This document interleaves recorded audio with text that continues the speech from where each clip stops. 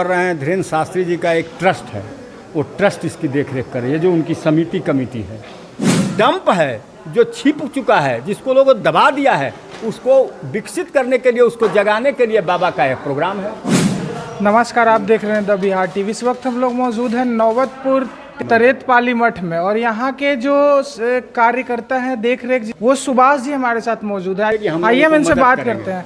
पहले आप अपना नाम बताइए। सुभाष चंद्र शर्मा। कहाँ के रहने वाले हैं? तरेत का। अच्छा, यहाँ जो बागेश्वर बाबा आने वाले हैं, उनका जो देख रेख और सारी चीज़ें जो की जा रही है, वो आपके द्वारा की जा रही है? नहीं, हम लोग कौन कर रहा है? वो कर रहे हैं। धीरेन्द्र शास्त्री जी का एक ट्रस्ट है, वो ट्रस्ट इसकी देखरेख करे। ये जो उनकी समिति कमेटी है। अच्छा, वो उनका जो तरेतपाली मठ के मठाधीश से उन्होंने प्रोग्राम लिया है, उनके कमेटी ने। हम लोग उनको मदद के लिए खड़ा है। मतलब आप सिर्फ अपने मठ का देख रेख करते हैं, इन सब चीज़ों का सहयोग है आपका बस? हाँ, सहयोग है, इसमें सब कुछ हम लोग करते हैं।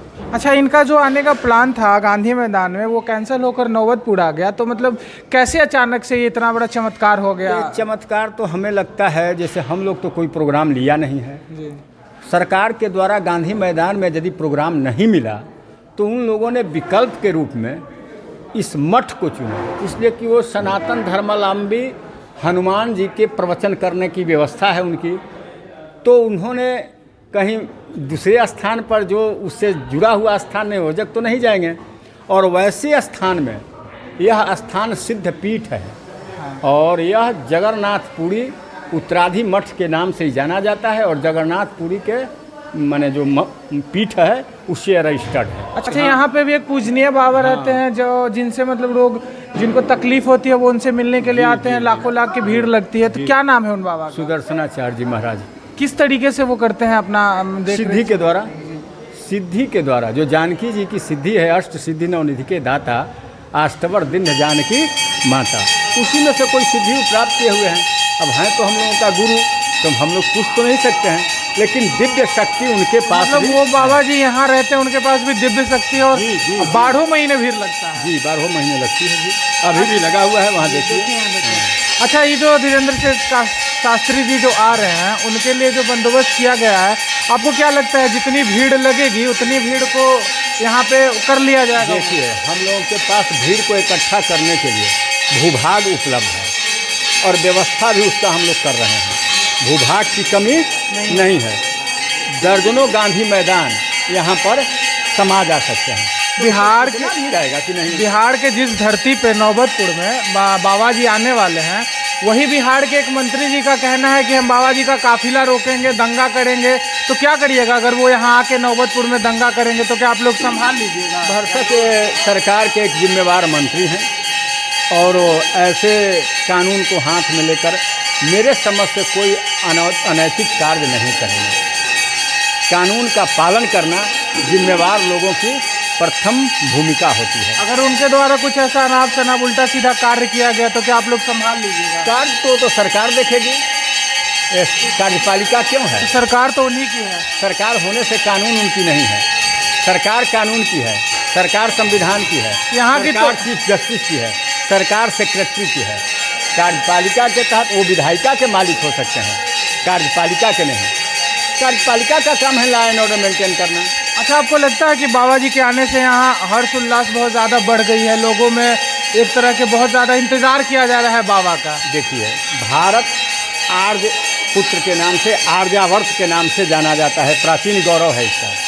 तो बताइए, जिस माने गौरवशाली परंपरा को जीवंत करने के लिए, उसका संदेश देने के लिए कोई व्यक्ति यहाँ महापुरुष आ रहा हो तो हम लोगों की जिज्ञासा नहीं बढ़ेगी। अच्छा, एक सवाल और सुभाष जी, कि बाबा जो प्रवचन में अपने कहते हैं कि पूरे भारत को सनातन धर्म, सनातन राष्ट्र बना देना चाहिए, तो आपको क्या लगता है इस बारे में? देखिए, कोई भी विश्व का ऐसा देश नहीं है जो धर्म से जुड़ा हुआ नहीं है। सब लोग अपने पंथ मजहब से जुड़े हुए हैं और भारत की जो परंपरा रही है उसमें विभिन्न भाषा, विभिन्न धर्म, विभिन्न समुदाय के लोगों का स्थल है, शरण स्थली है या जीवन स्थली है। तो वैसे में संविधान में भी हमको अपने पंथ को विकसित करने का, उसको प्रचार प्रसार करने का अधिकार मिला हुआ है। वैसी परिस्थिति में बाबा यदि सनातन धर्म की बात करते हैं तो कौन गुनाह है? सनातनी धर्मों वाले को रोक तो नहीं रहे हैं।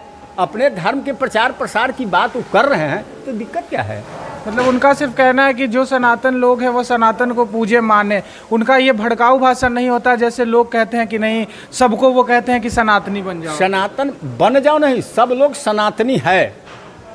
भारत के मास लेवल में लोग किसी भी पंथ में जाति के हों, लेकिन वो सनातनी हैं। मैं आपसे ही पूछता हूँ, आपके घर में कुल देवता तो होंगे?